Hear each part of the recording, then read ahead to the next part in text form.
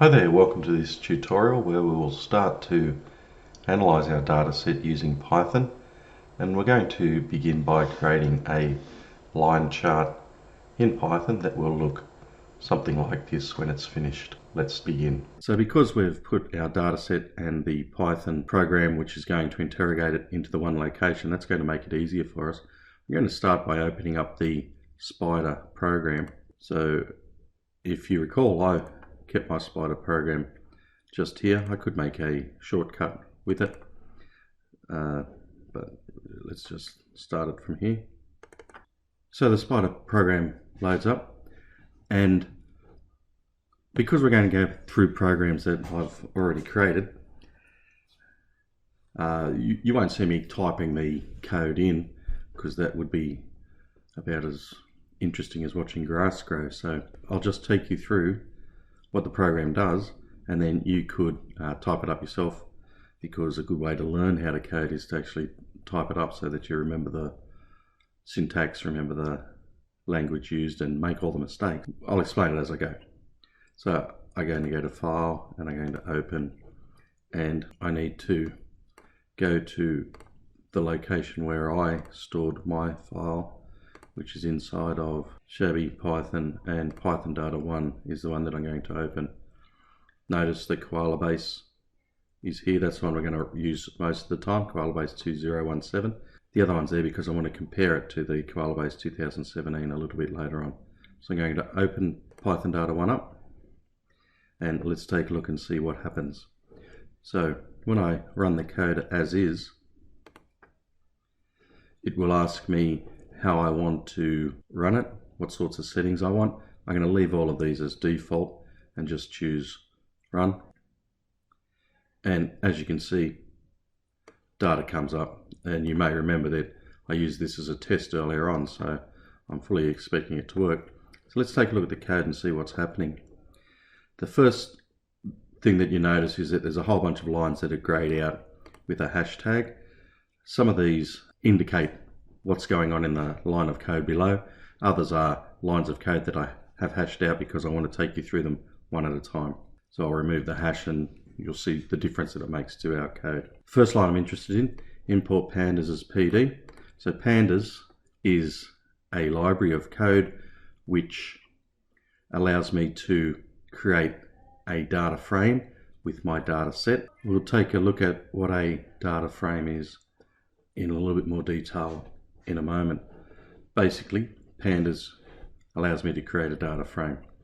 Now, what I'm doing is I'm going to look at my Koala base 2017 CSV file. Notice I don't need to put in any more of the path because the Koala base 2017 is in the same path as this code, right? Meaning that it just looks in the same folder, which makes it heaps easier. I've imported pandas. I'm going to call it PD, and then what I do is I say, okay, well, I want to create a data frame. I'm calling it Koala, and I want that data frame to be derived from pandas. So the pandas library, using this method within the pandas library, which is called read_CSV, and it's going to read this CSV file. So that's what that line does.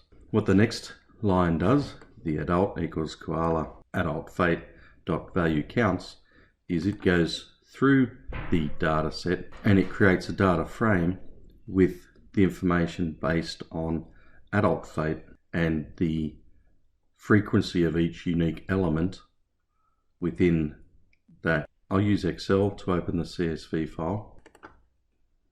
So inside users Shabby Python, you can see that there's no items matching. That's because Excel is looking for an Excel file, and as you know, we're working with a CSV file which is a little bit different. So I'm going to tell it to look for all files. Then Koala base 2017 will appear. So when I open it up, the column that I'm interested in is adult fate, and as you can see, there are a number of unique elements like left alone, other, hospital, unable to capture, and relocated. There may be others, but I'm not going to look down to see. What I'm trying to do with this code is I'm saying, okay, look in the koala data frame that you have created. Look in the column headed adult fate and do something called value counts. Now, I didn't create value counts, it's within the pandas library. But what value counts does is it will go through that column and it will count up the number of each unique element. And the last line just says to print out adult. So in other words, print out what you found here. Okay, so if I run it again, you can see that it prints out, okay, I found that 21,998 times within our data set, hospital was the adult fate, whereas 2,299, the adult fate was that it was unable to be captured. Now I can go up here and look at the variable explorer a little bit, and as you can see, it's created a data frame with just koala. The size of it is 39,906 rows, 37 columns, and it's created something called adult, which if I double click will show me the data that it found. So the index value is hospital, left alone, other, and so on, and the fate is how many times each of those elements were found within the data frame or the data set. If I click on the koala one, it brings up the whole data frame that was created from this line of code. Okay, so we're going to add a little bit to our code to make it a little bit more interesting, because just looking at numbers like this isn't so interesting. What I want to do is I want to create a graph of this data. So in order to do that, I need to import another library of code. The library of code I'm going to import is matplotlib.pyplot, and I'm importing that, and I'm just going to call it PLT, which is much easier than referring to it with this full name, which you can do. Calling it PLT makes my life easier. Down here, I've simply put in a line of code which says PLT, which calls this library of code, and it says plot adult. So I've printed out, so I've printed up all of this in a small table, and now I'm telling it to plot that information. So if I run my code again,